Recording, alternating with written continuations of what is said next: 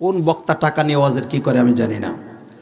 এই ওবায়দুলের ভাইগনা যে হাফেজে কোরআন ওবায়দুলের ওয়াজ দিয়েছে আপনাদেরকে, কেউ ওঠার চেষ্টা করবেন না, খবরদার।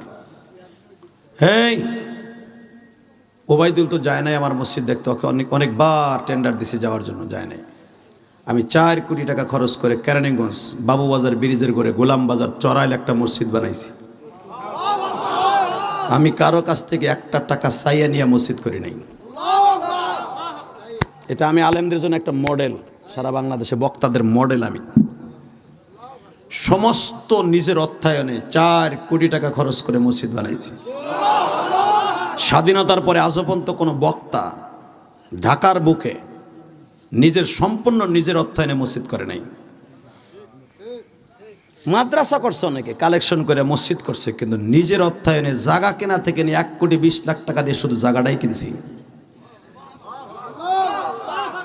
1 কোটি 20 লাখ টাকার ভিতরে জায়গা কেনার ভিতরে 20টা পয়সাও আমি কারো কাছ থেকে নেই নাই। 2020 সালের অক্টোবর 1 তারিখ দেখবেন হাফিজুর রহমান সিদ্দিকীকে নিয়ে লক্ষ জনতার সামনে মসজিদের জায়গা অক্ষ করে দিয়া 10 তারিখ অক্টোবরের 10 তারিখ কাম ধরছি। 2 তলার কাম চলতেছে, প্রায় কমপ্লিটের পথে। ইবাদুল না, ইবাদত হোসেন, আল্লাহ কবুল করেন। আল্লাহ হাফেজ, ইবাদতকে আপনি কবুল করেন। এদিকে তাকান। হ্যাঁ মিয়া,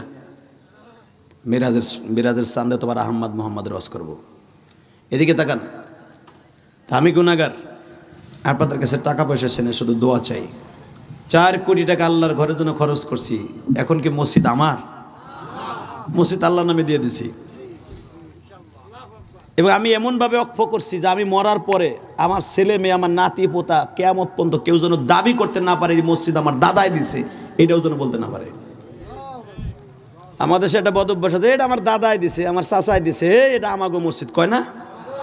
এরকম যেন বলতেও না পারে, এইভাবে দলিল করছি। আলহামদুলিল্লাহ বলতে পারলেন না? আমি বুক ফুলাই আল্লাহর শুকর আদায় করতে পারি। আমার মতো একটা নগণ্য গোলাম খাদেম আমার সমালোচনা করতে পারবা, আমার স্থানে আইসা তারপরে সমালোচনা করবা। বাংলাদেশে অনেক ইউটিউবে আমার সমালোচনা আছে, আমার গাইলেও না, আমার জায়গায় আইসা দেখো, এই মগার ভমগা আমার মতো কোরবানি করে দেখো। নিজের বাড়ির কাম ফেলাই থুইয়া 10 তলা বিল্ডিং এর ফাউন্ডেশন ফেলাইয়া থুইয়া মসজিদের কাম করলাম 2 বছর বইয়া। 4 কোটি টাকা বাড়ির কাছের কথা না। ওই যে ইবাদতের বাইক না দেখে আছে, আজকেও তো প্রায় ও 1-2-1.5 ঘন্টা আগে গেছে আমার বাড়িতে। আমি যে বাড়ি থেকে, আমার বাড়ি, এই বাড়ি তো 7 তলা, আমার নিজে আল্লাহ দিছে আমাকে, শুকর। এই বাড়ির সাথেই আমি 2টা বাড়ির মাঝখানে মসজিদ করছি, যেন সারা জীবন তার আমি ওয়াজ করতে পারবো না, শেষ বয়সে যেন আমার সময়টা আমার রক্ত পানি করা মসজিদের তসবিহ হাতে নিয়ে যেন যায় নামাজে কাটে। এই জন্য আমার বাড়ির সাথেই মসজিদটা করছি। আল্লামা শামসুল হক ফরিদপুরের মসজিদের পাশে ঘুমাই রয়েছে। হয়তো কবর আমি ওখানে দিতে না করছি, কবরটা হবে আমার মায়ের পাশে। আমি ওসিয়ত করে গেলাম আপনাদেরকেও। আমি আমার ছেলের সন্তান সবাইরে বলেছি, আমি মৃত্যুর পরে ঢাকায় আমার লাশ রাখবেন, আমার জন্ম দক্ষিণে মায়ের পাশে নিয়ে যাব। এমনকি আমার মসজিদ যেখানে করছি এখানে কবর দিতেও না করছি, কিন্তু আমার কবর হবে আমার মা, আমার গ্রামের বাড়িতে যেখানে আমার মা আমার মসজিদের পাশে ঘুমিয়েছে, আমার মায়ের পাশে আমার কবর হবে, যদি আল্লাহ কবুল করে। কিন্তু বাবা, মসজিদ যে করছি কেউ বলতে পারবে না ঢাকার শহরে। আপনি যান, এই যে মিডিয়া আছে, জিজ্ঞেস করেন কমে মিডিয়ায়, যে কারো কাছে বলতে পারবেন না যে আমি কারো কাছে বলছি আমার 1 বস্তা সিমেন্ট দেন। আমি রাত্রে ওয়াজের টাকা কামাই, সকালবেলা মসজিদের বিল দেই। কেন জানেন?